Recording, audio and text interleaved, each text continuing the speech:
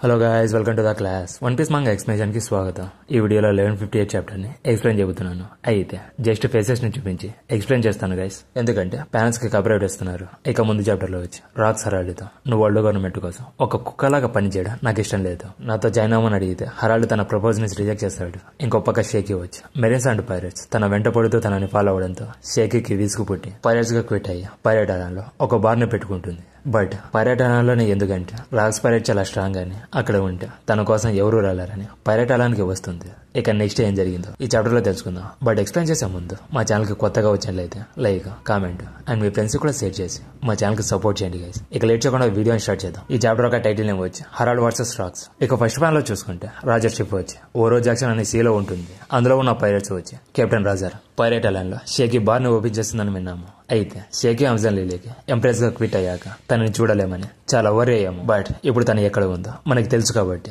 తన కోసం వెళ్దామని అంటాడు. అలాగే పక్కన ఉన్న ఇంకో పైరేట్ వచ్చి ఆ పైరేట్ ఐలాండ్ రాక్స్ కంట్రోల్ లో ఉంది కదా అని అంటాడు. బట్ రాజర్ మాత్రం చాలా డల్ గా ఒక చోట నిలబడుకొని బాధపడుతూ ఉంటాడు. అది గబాన్ చూసే రైలీతో మీ ఇద్దరు మాట్లాడుకున్నప్పటి నుంచి రాజర్ ఇలా అయిపోయాడని నాకు మాత్రమే అనిపిస్తుందా? సరే గాని మీ ఇద్దరు ఏం మాట్లాడుకున్నాడని అడిగితే ఏం లేదని చెప్తాడు. అప్పుడు రాజర్ అండ్ రైలీ ఏం మాట్లాడుకున్నారో ఫ్లాష్ బ్యాక్ ని చూస్తారు. ఇక రైలీ రాజర్ దగ్గరికి వెళ్లి క్రూతో ఏమీ కూడా చెప్పాను, కానీ నీతో 1-on-1 మాట్లాడాలని అంటే షేకీ క్విట్ అయ్యే ముందు కూజా పైరేట్స్ తో మన లాస్ట్ ఫైట్ లో తను కొంచెం హాఫ్ గా ఉండడం గమనించాను. తన హెల్త్ బాగలేదని ఈ డెసిషన్ ని తీసుకుందని నాకు చాలా టెన్షన్ గా ఉంది. బట్ నువ్వేమో నా దగ్గరికి వచ్చి ఆ ఫైట్ లో ఈ లెటర్ ని నీకు ఇచ్చిందని చెప్తున్నావని అంటే అవును రాజర్, నేను కూడా షాక్ అయిపోయానని చెప్తాడు. ఇక రాజర్ ఆ లెటర్ ని ఓపెన్ చేసి చూస్తే అందులో నువ్వు నా దగ్గరికి వచ్చి నన్ను సొంతం చేసుకోమని ఉంటుంది. అది రాజర్ చూస్తుంటే ఇది ఒక లవ్ లెటర్ లాగా ఉంది. బట్ నీకు లవ్ మీద ఇంట్రెస్ట్ లేదా అని అడిగితే హానెస్ట్ గా చెప్పాలంటే ఒకరిని మ్యారేజ్ చేసుకుని వాళ్ళతో లైఫ్ ని లీడ్ చేసి నా ఫ్రీడమ్ ని, ఇండిపెండెన్స్ ని లాస్ అవడం నాకు ఇష్టం లేదని చెప్తాడు. అక్కడితో ఫ్లాష్ బ్యాక్ అయిపోతుంది. రాజర్ దాన్ని గుర్తు చేసుకుని నేను మాత్రం గివ్ అయిపోయినానని మళ్ళీ నార్మల్ అయిపోతాడు. అది వాళ్ళ క్రూ మెంబర్ చూసి సడన్ గా చాలా ఎనర్జెటిక్ గా కనిపిస్తున్నాడని అంటాడు. అలాగే రైలీ రాజర్ ని అలా చూసి స్మైల్ చేస్తాడు. ఇక రాజర్ క్రూ మెంబర్స్ తో పైరేట్స్ ఎప్పుడు కూడా వాళ్ళకి కావాల్సింది దొరకనంత వరకు అస్సలు గివ్ అప్ ఇవ్వరు. నేను చెప్పింది కరెక్టే కదా అని వాళ్ళ క్రూ మెంబర్స్ ని అడిగితే తను మాట్లాడింది షేకీ గురించేనా? ఖచ్చితంగా తన గురించే ఉంటుంది. అంటే మనం అందరం ఇప్పుడు పర్యటనకు వెళ్తున్నామా, వెళ్లి తనని సొంతం చేసుకుందాం. ఇక్కడ అందరికి ఈక్వల్ ఛాన్స్ ఉందని అంటారు. బట్ షిప్ లో ఉన్న కొంతమంది వచ్చి చాలా హంగ్రీ అవడంతో ఫుడ్ ని ప్రిపేర్ చేయమని అంటే ఆల్రెడీ ప్రిపేర్ చేశాను, తినడం వెళ్ళేట్ అని అంటాడు. ఇక 40 years తర్వాత మొరిజ్ వాళ్ళకి షీన్ అనే షిఫ్ట్ అవుతుంది. అక్కడ 5 elders గార్లింగ్ తో ఇందాకనే కదా ఒక కాంపిటీషన్ అయిపోయిందని అంటే అది నాకు కూడా తెలుసు. ఇక నెక్స్ట్ కాంపిటీషన్ ని స్టార్ట్ చేయడానికి కొంచెం టైం వరకు స్టాప్ చేసాం. అదొక నాన్ అఫిలియేట్ ఐలాండ్, కానీ ఐలాండ్ లో ఒక యూనిక్ కల్చర్ ఉంది. అందుకే వాళ్ళని వరల్డ్ గవర్నమెంట్ లో జాయిన్ అవ్వమని మెంబర్షిప్ ని ఆఫర్ చేయడానికి ట్రై చేశాము. కానీ వాళ్ళ ఆఫర్ ని రిజెక్ట్ చేశారు. బట్ వాళ్ళ రీసోర్స్ వచ్చి మనకి చాలా వాల్యుబుల్, చాలా బాగా యూజ్ అవుతాయి. ఇందాకనే మేము ఫ్యాసినేటింగ్ గా ఉండే ఒక విషయాన్ని తెలుసుకున్నాము. దాన్ని కంప్లీట్ గా యాక్సిడెంటల్ గా ఫైండ్ అవుట్ చేశాము.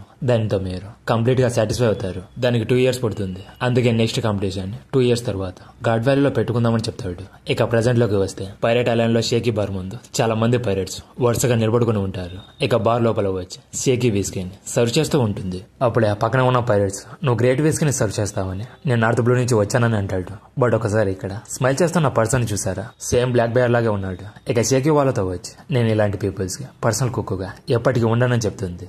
దానికి వాళ్ళు వచ్చి నేను ఎలా అయితే డ్రీమ్ చేసుకున్నానో సేమ్ అలానే ఉంది, దానికి మాకు చాలా హ్యాపీగా ఉందని చెప్తాడు.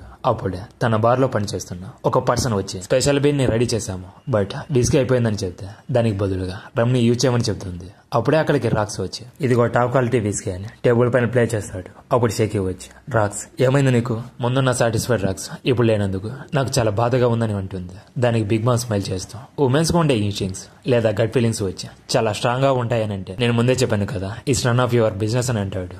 బట్ రాక్స్ దానికి రియాక్ట్ అవ్వడం చూసి ఇక్కడ ఏం జరుగుతుందని వైబ్రియాడ్ అడిగితే దానికి స్ట్రెస్ వచ్చి తన ఫేస్ ను చూస్తుంటే ఉమెన్ కాదు తనకు కొడుకు పుట్టాడని చాలా సంతోషంగా ఉన్నట్టు కనిపిస్తున్నాడని అంటుంది. అప్పుడే రాజర్ అండ్ వాళ్ళ బార్లోకి రావడం చూసుకోవచ్చు. బట్ రాక్స్ రాజర్ ని చూసి ఇది నా ఐలాండ్ అని ఎన్నిసార్లు నీకు చెప్పాలని అంటే షేకీ బార్ లో ఫైటింగ్ నిషేధమని నీకు తెలుసు కదా, సో అరవడం స్టాప్ చేయని అంటే బట్ షాప్ ముందు ఒక హ్యూజ్ లైన్ ఉంది కదా, ఆ లైన్ ని దాటుకొని ఎలా వచ్చావని అడుగుతాడు. అయితే రాజర్ వాళ్ళ వాళ్ళ మీద అటాక్ చేసి లోపలికి వచ్చారు.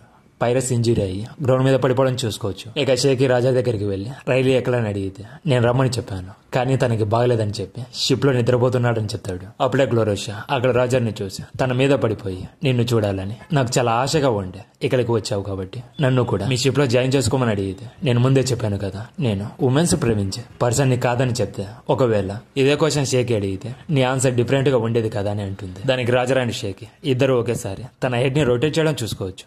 ఇక రాజర్ వచ్చి ఇక్కడ న్యూ గేట్ లేడా, తనతో డ్రింక్ చేయాలని ఉందని అంటే తను ఎప్పుడు ఇక్కడ నుంచి వెళ్లిపోయాడని బిగ్ మమ్ చెప్తుంది. దాంతో రాజర్ ఎందుకని ఇక్కడికి రాలేదు రైలీ అని గట్టిగా అరుస్తాడు. ఇంకో పక్క విస్కీని డెలివర్ చేయడానికి కొన్ని షిప్స్ వస్తాయి.